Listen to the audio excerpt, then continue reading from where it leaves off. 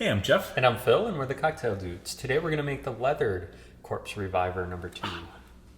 We're crazy, aren't we, Phil? I know. Yeah. Well, we love throwing things in this leather wineskin, bota, right?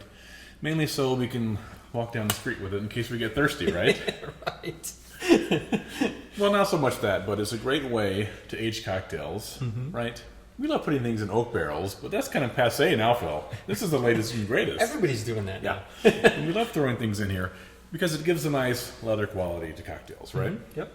And there's several that we've done. Yeah. Brown cocktails, old fashions, Manhattans. But gin cocktails too, like this.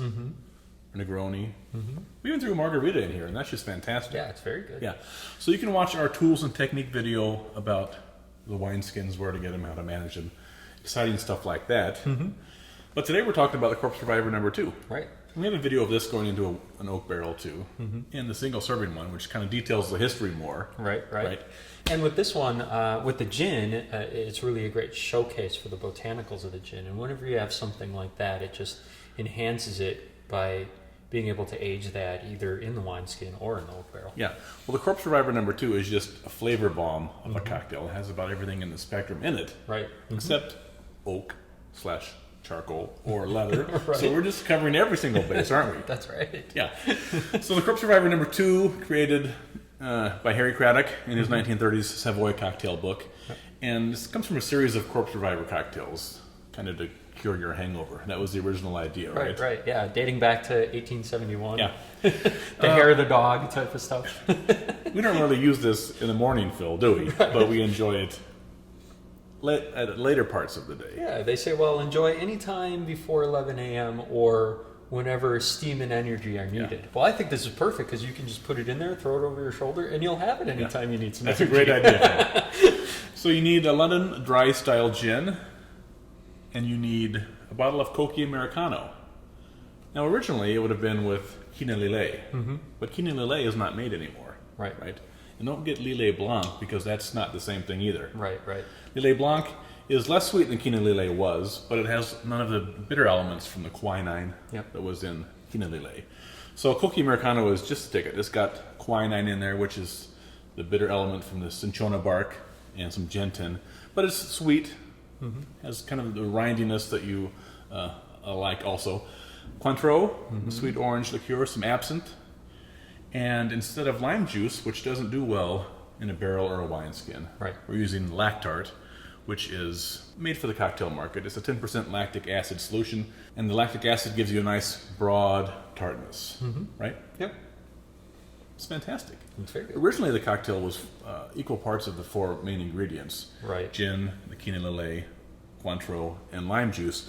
But we like it, and most people today like it, with a little more gin, right?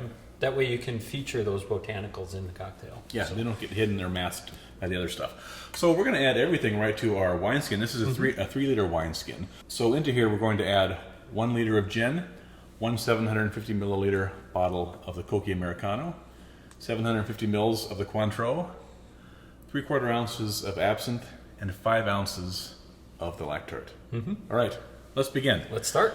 I'm going to have you measure out the absinthe. Sounds good. 3/4 of an ounce. While I start putting stuff in here. And you definitely want to use your favorite gin, just because it is the feature of the drink. Right. And we don't have a particular favorite. We'll use a different one every time. Yeah. We're using the City of London gin here today, which is about the cheapest kind you can find, really. That is any good. This is like $19 a bottle, which is amazing. Hey, as long as it tastes good. All right, throw that absinthe in there. We're using the Leatherby absinthe here today from the guys down in Chicago. Very nice. All right, I'm going to have you do the lactart, 5 ounces. Excellent. While I put in the Cointreau. We have a liter bottle of Cointreau here, so we've already measured out 750 mils.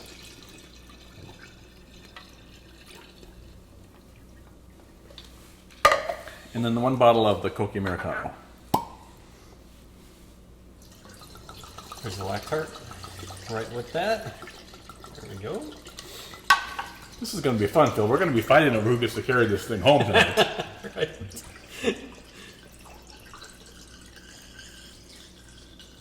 This would be perfect at Summerfest or something. You just be like, oh, it's just my water Yeah, bottle. seriously. All right, so we're going to put the lid on that. Just give it a little jiggle and let it sit there on your countertop. And you'll notice a change the next day. It'll start getting leathery. And it will get more so for about the first week or two, and then sort of level off. The first time you fill up your wineskin, it's going to be the leatheriest. But subsequent times will sort of be a little more muted and consistent. To serve this, what you want to do is tap out about 3.5 ounces into a mixing glass. Add some ice, stir it to chill, and then strain it into a coupe glass and garnish with an orange twist.